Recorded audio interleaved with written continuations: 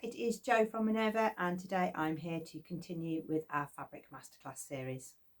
The fabric we're going to take a look at today is drill.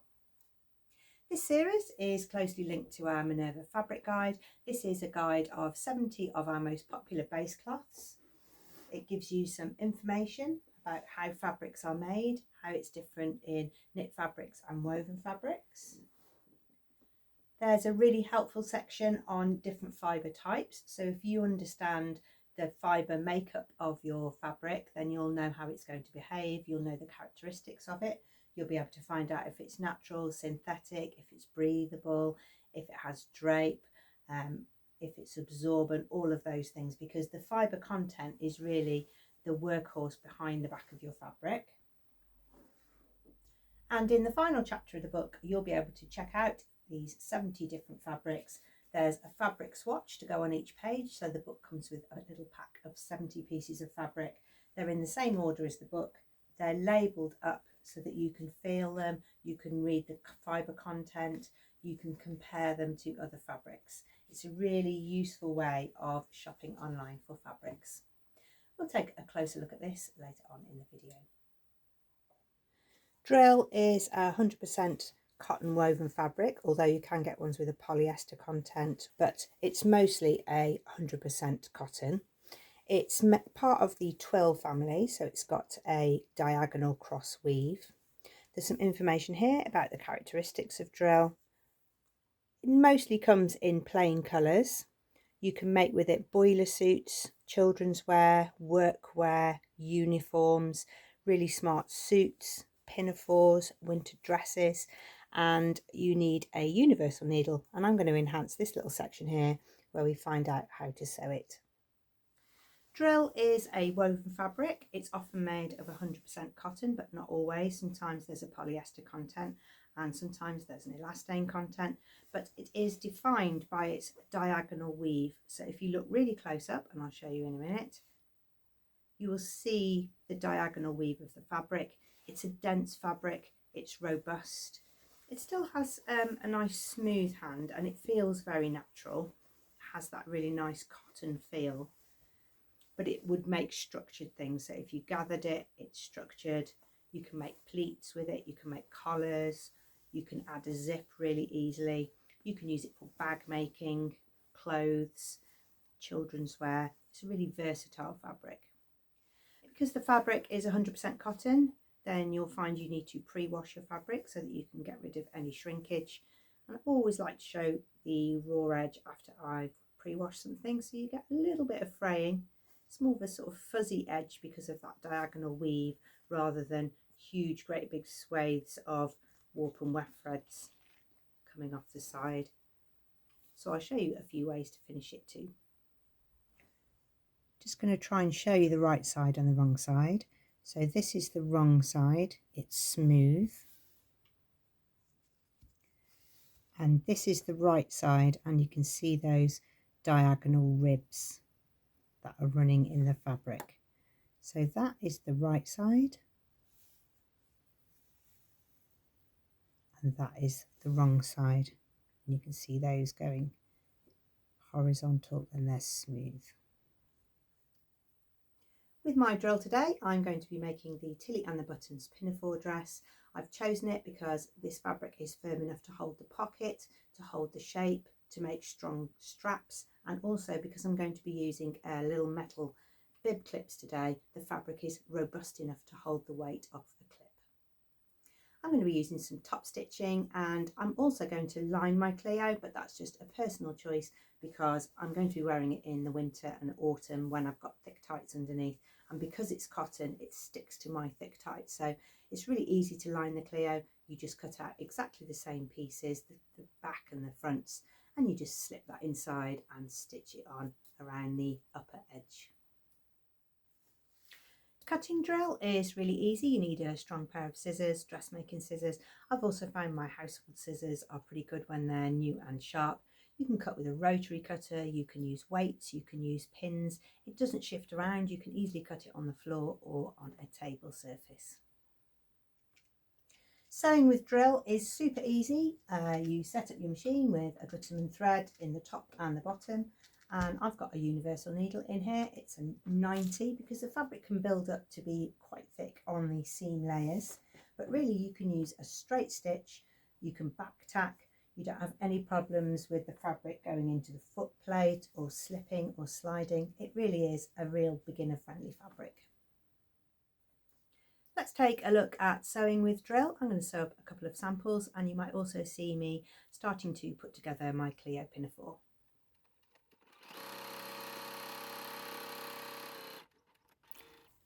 Depending on the thickness of your drill, you might want to change the stitch length from 2.5 to 3, but actually that's 2.5, and it's really nice and strong. The seams are easy to press. You can put quite a hot iron on drill because of its robust nature. Let's have a look at finishing.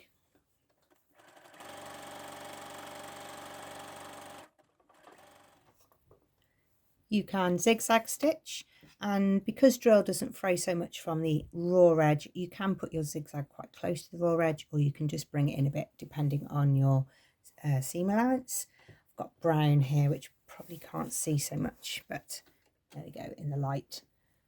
Here's the zigzag, or you can use an overcast stitch. If your machine's got one, it looks like a straight line with little spikes coming away from it.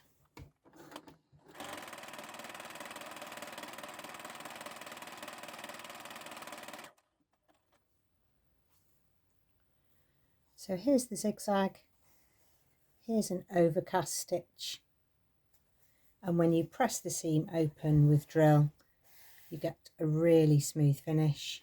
You can press from the right side and the wrong side. You can of course overlock your edges. That's another way you can finish, or you can use overlocking to create your seams as well. You just need to make sure that you are using the correct seam allowance and you're not making your item too big.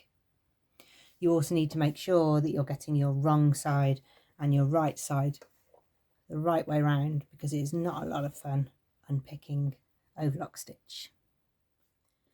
Drill is easy to pin because the fabric doesn't damage at all with the pinning, and you can also mark it really easily with a chalk. You can also mark with tailor's tacks. So here's my button placement and my pocket placement with a little tack, but chalk works just as well. Drill lends itself to some of the techniques used in denim sewing, so I'm going to top stitch this pocket down. It's all measured.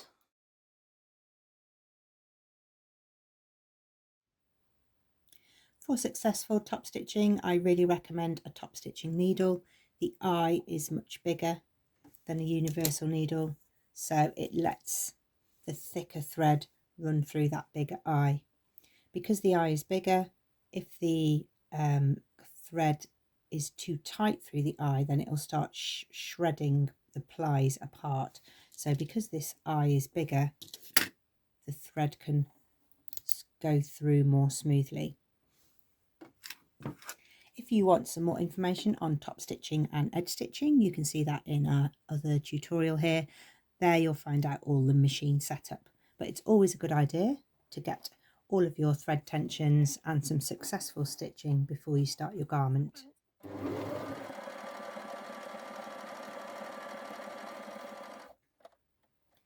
It makes a really decorative finish. You can choose any colour you want. You don't just have to choose the mustard colour that tends to go with denim and is associated with top stitching. You'll definitely need to practice. On my first row, my thread tensions were a little bit loose, so I just took it just past 4, tightened it up, and then I didn't get the top stitch pulling through to the underside. So now I'm ready to sew. You might use this technique for top stitching decoratively on a pocket, or you might use it as on a faux flat felled seam. So this seam has been sewn with normal thread, overlocked, and then pushed to one side, and then top stitched, and you get a faux felled seam. You can check out our video on flat fell seaming and faux flat fell seaming, and you'll see the two different methods. This is a really quick and easy way of adding detail to your seam lines. Drill will start to build up some layers as you start to add more and more seam intersections. So you might need to clip out your seams, fold out your corners, or work some particular areas of your fabric. Because drill is such a robust fabric, when you've sewn a curve, you will definitely need to trim out any excess to enable your fabric to turn to the wrong side.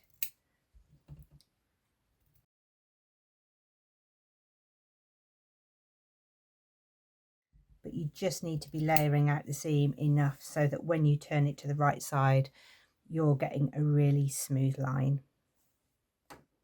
To turn out sharp points, you can take the corner right off, but because I want this to be a perfect right angle, I want to use this seam allowance fabric as a type of facing. So I've just taken a right angle square out instead.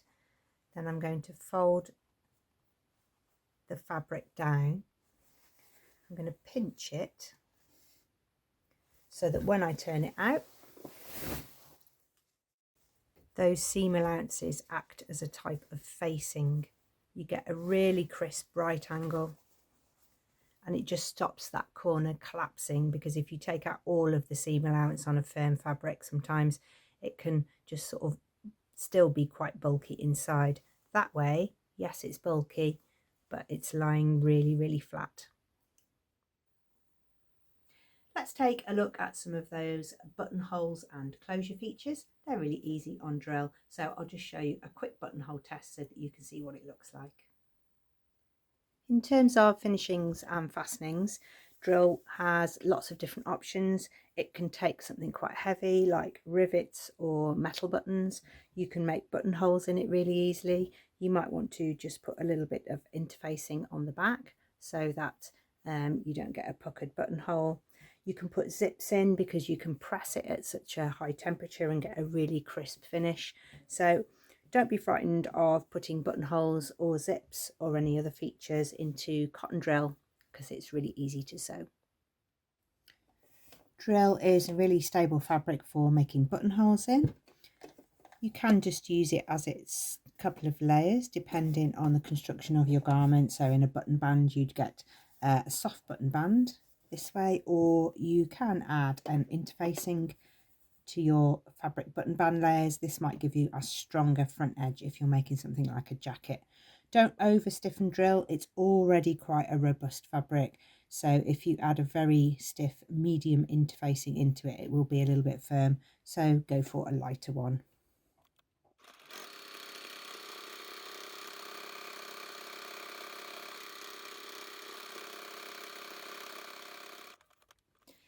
This is the one that's been interfaced. This is the one that hasn't been interfaced, and you can just see there's a little bit of rippling around there, but that's real perfectionist stuff. If you want to split open a buttonhole in drill, just put your pins either end, and you can use a seam ripper. It's a good idea to start in the centre and work out. You will get a little bit of fraying, but you can put a little bit of fray stop on there to make sure that your buttonholes last a long time.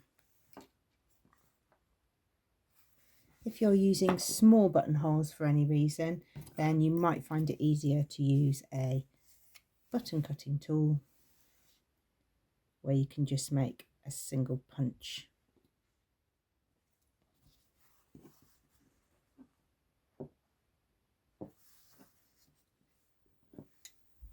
Okay, here is the pinafore finished, and you can see in drill it's just a little bit lighter than a denim version.